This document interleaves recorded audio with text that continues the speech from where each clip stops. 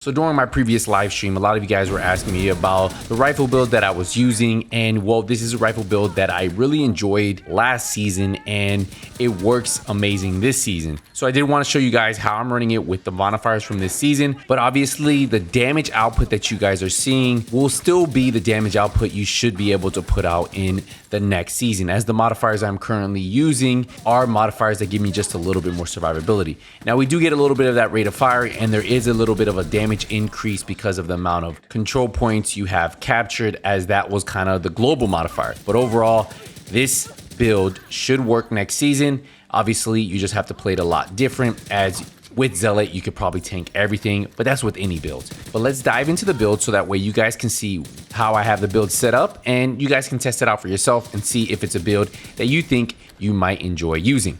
So let's get into it. So for the weapon, we are running the Urban MDR. This is going to have 313,000 total damage, 486 RPM, 46 in the magazine. And remember, we are getting a little bit of a bonus for the RPM and a little bit of bonus for the damage because of this season modifiers and how many control points you have captured. We have rifle damage, critical damage, and damage targets out of cover on here. I do have 25% expertise in this one, and it gives me 25% extra weapon damage on top of everything else. Now, we do have a talent called Rifleman. So landing headshots adds a stack bonus of 10% weapon damage for 5 seconds. Now max stack is 5, so that's additional 50% extra weapon damage you can get on this build. If you guys do not have Rifleman, as you guys saw on my PlayStation 5 account, I have Boomerang. Instead, you can run that talent too, and ideally you don't have to land headshots. Now we have stability on here for the red dot sight. We have stability for the angle grip, large suppressor accuracy, and then we have 20 rounds reload speed for the magazine. So those are the ones that's how it's able to not bounce all over the screen, makes it shoot like a laser beam. For my secondary, you can run whatever you want. The only reason I have the LVOAC here is because I want the talent Killer, because I am running the Tinkerer Mask. So Killer, what it's going to do is killing an enemy with a critical hit grants 70% critical damage for 10 seconds.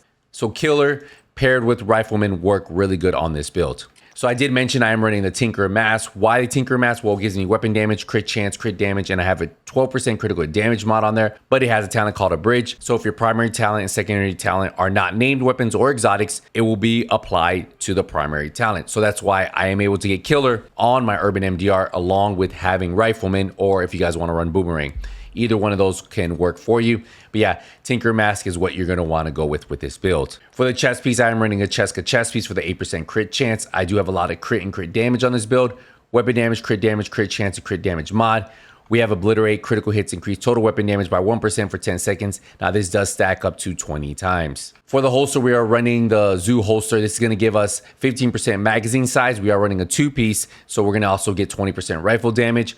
We have weapon damage, crit damage, and crit chance on here. For our knee pads, we're running the Fox pair of knee pads. This gives us 10% rifle damage. It has weapon damage, also has 8% damage targets out of cover, and then 12% critical hit damage. So ideally, these are going to be your meta pieces for rifle builds. And then our second piece of Zoo, which gives us that 20% rifle damage, are the gloves. This has weapon damage, crit chance. You can also use the name Zoo piece if you want, but you will lose a little bit of crit chance or crit damage depending on how you roll it. But some people do like running those named gloves. For the backpack, we're running the Grupo Soma backpack with weapon damage, crit chance, crit damage, and crit damage here. Remember, the one piece gives us 13% critical damage. And then we have a talent called Unstoppable Force. Killing an enemy increases your total weapon damage by 5% for 15 seconds. Now that stack up to 5 times, so 25% extra weapon damage I could have on the build from just having this backpack. For the pistol, to make you move fast, if you have the quick step, I would run that. When you pull out the pistol, 20% movement speed. So I like getting that from objective A to objective B. For your skills, I am running precision cover, smart cover. This gives you an additional damage targets out of cover. It's really up to you. You can see I'm getting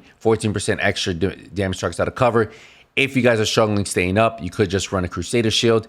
And then obviously I like running the Reviver Hive. For my modifiers, I am running Sanitation. You can run Sanitation or you can run Zealot, up to you. I like running the Keep Out passive modifier, but you guys can swap this out to whatever you want. If you guys want Batter Up, you can put that there. You also have Rupert's Tier.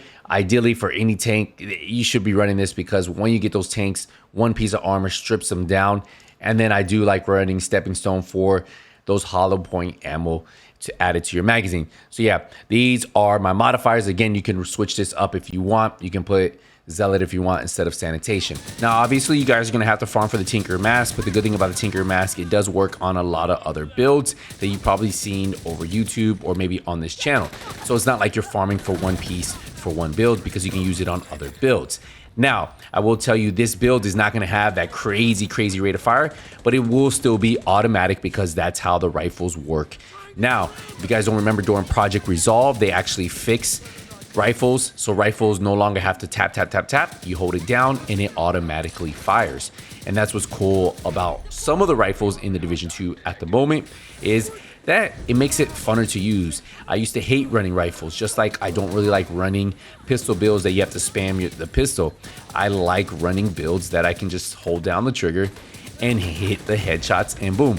And with this build, you can do just that. And when you see those numbers, you're like, wow, this build is actually hitting really hard. So hopefully you guys enjoy it when you guys do get to test it out. If you guys have any questions, if you changed anything up, hey, let me know in the comments down below. But here's a screenshot of the build, because I know a few of you guys are going to ask about it. You guys can see it at the top.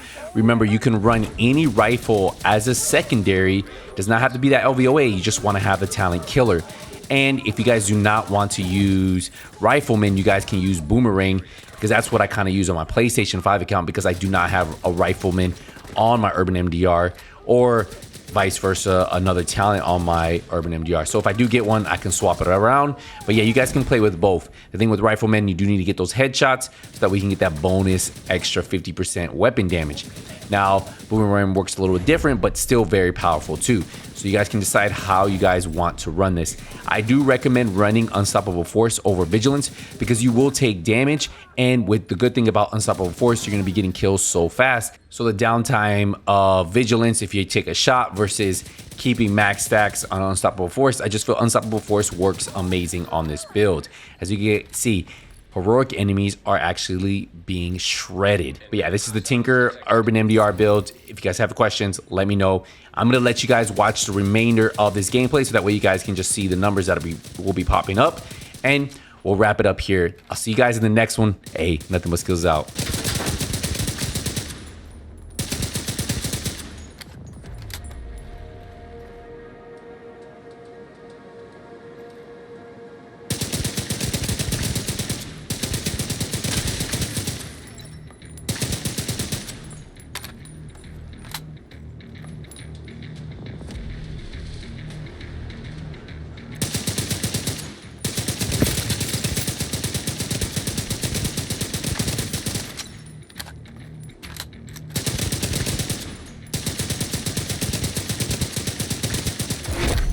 Heavily armored hostile detected.